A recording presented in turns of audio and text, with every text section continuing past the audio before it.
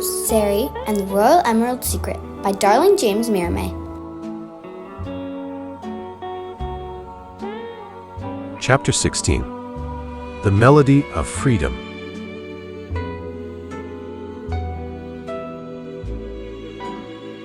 The bustling streets of New York City were alive with the sounds of honking cars, chattering pedestrians, and the distant hum of subway trains.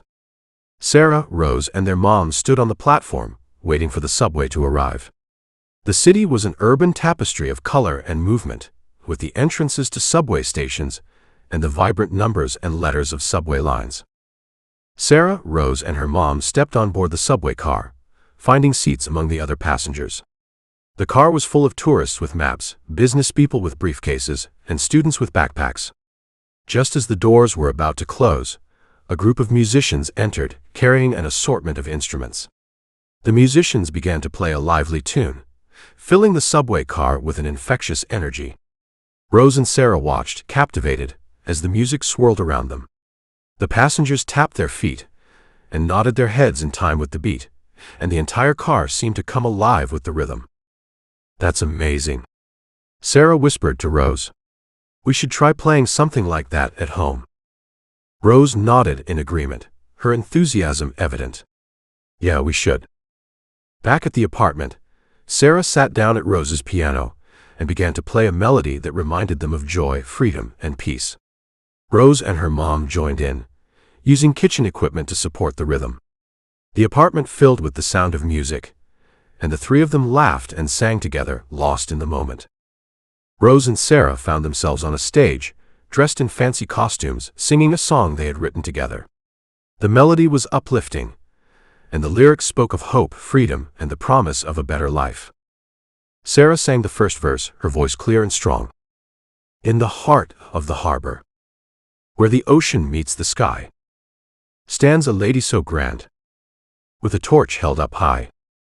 She's a beacon of hope for the weary and the worn, a symbol of freedom, where the tired find a home." Together, they sang the chorus.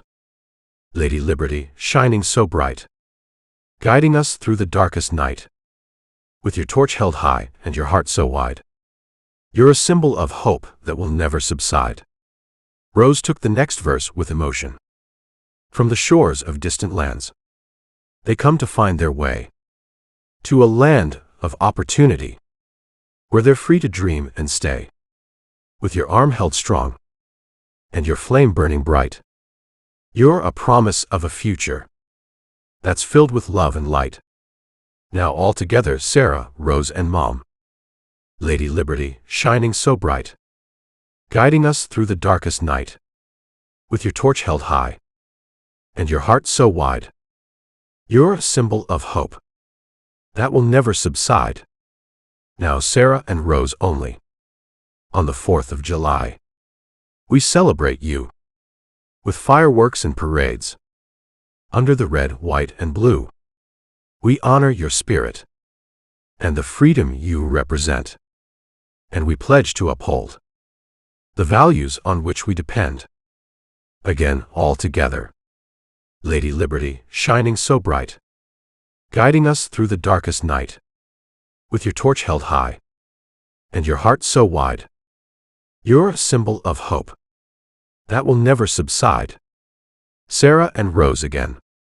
"So let us remember the promise you hold of a land where the brave and the free can be bold, with your torch held high and your heart so wide, you're a symbol of hope that will never subside." They continued to sing, their voices blending in perfect harmony.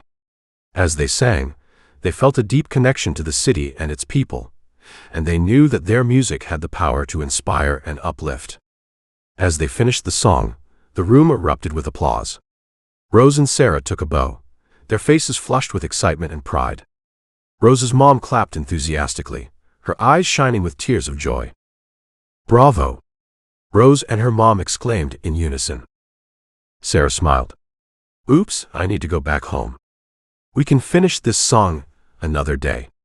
I'll call it Guardian of the Harbor. See you tomorrow." Sarah, It's really a great composition, Rose's mom praised. See you tomorrow then, and bring a water bottle with you. Okay. Sayonara. Sarah replied, waving goodbye as she left the apartment. The room resonated with the sound of Sarah's music, perfectly echoing the energy and freedom embodied by the Statue of Liberty and the 4th of July. The family nodded along to the rhythm, captivated as Sarah's song filled them with hope and joy.